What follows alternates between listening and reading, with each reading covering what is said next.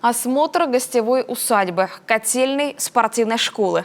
Эти и другие объекты в ходе рабочей поездки в Нижпогосский район посетили первый заместитель председателя правительства Коми Эльмира Ахмеева и руководители ведомств. Здесь прошло выездное заседание Кабинета министров республики. Такую практику в регионе внедрили еще в прошлом году. Часть вопросов во время поездки удалось решить прямо на месте. Анастасия Тюрнина расскажет подробнее. Гостевая усадьба Варвош – это туристическое фермерское хозяйство в Емве. С 1997 года здесь занимаются производством мяса и молока. А несколько лет назад занялись и агротуризмом. Получили грант, на него построили дом. Сейчас доделывают баню. На днях начнут ставить там печь. По готовности будут проводить различные мастер-классы для гостей.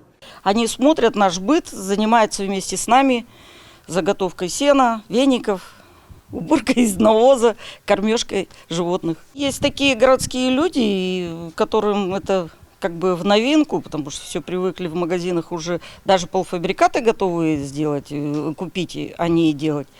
А тут вот мы их делаем мастер-классы, они могут сами же и сметану сделать, и сыр из этого же молока, то, что утром надоели. В новом гостевом доме уютные комнаты и все удобства для приезжающих. В усадьбе можно не просто отдохнуть, но и познакомиться с животными. Хозяйство большое, поэтому и трудностей хватает. Эльмира Ахмеева сразу же на месте дает поручения руководителям ведомств. Первым делом помогать и информировать о мерах поддержки, которые сегодня есть. Гостевых домов достаточно много, и мы с коллегами так подумали, наверное, мы сделаем такую, скажем, под программу развития туризма, когда и участниками станут именно гостевые дома. И постараемся предложить для них, может быть, какие-то отдельные меры поддержки. Потому что то, что предлагается иногда на федеральном уровне или даже на нашем региональном уровне, оно касается таких сформированных, так скажем, индивидуальных предпринимателей, там, крупных компаний, у которых есть, так скажем, и опыт. Вот. А здесь необходимо начать как от обучения, при этом соответствующее поручение уже выдано Агентству по развитию туризма, подготовить программу обучения, ведения, так скажем, деятельности именно гостевых домов. А это территория питомника кинологической службы исправительной колонии 51. Здание федеральное сейчас пустует. У местных активистов есть задумка открыть на базе этого комплекса приют для собак. Прогулки у собак они должны быть. Забор есть, его также подлатать, что-то сделать, то есть на первое время. И в конечном итоге никто нам не запрещает.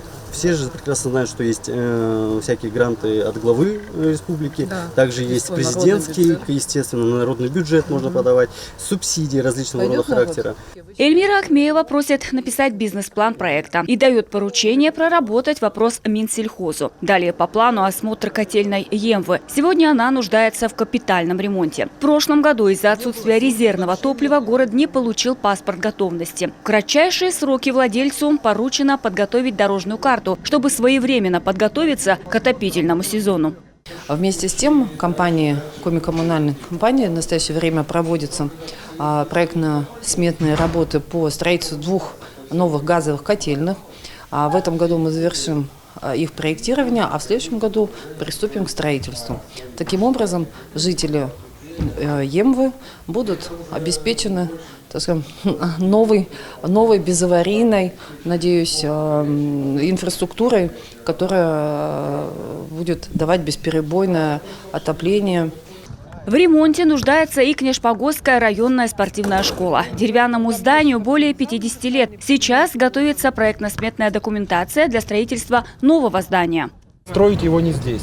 Он будет не на этом месте, он будет за этот катком. сносить, да? Этот будем сносить, и здесь будет легкоатлетическое ядро. Крытый каток, построенный в 2013 году, тоже необходимо обновить. Асфальт пришел в негодность. Этот вопрос, по словам Эльмиры Ахмеевой, проработают в том числе с социальными партнерами. Также руководству муниципалитета было поручено в кратчайшие сроки подготовить документы для включения проекта в адресно-инвестиционную программу республики. Здесь будет сделано современное покрытие, чтобы летом можно было играть в футбол, а зимой кататься на коньках. Спортивную тему продолжили уже на заседании правительства Коми. Говорили о сдаче выполнении нормативов ГТО. Сегодня республика в десятке лучших регионов России по реализации комплекса «Готов к труду и обороне». Еще один вопрос, который рассмотрели на заседании – развитие казачества в Коми. Княж-Погосский район такой вызвал достаточно положительное впечатление.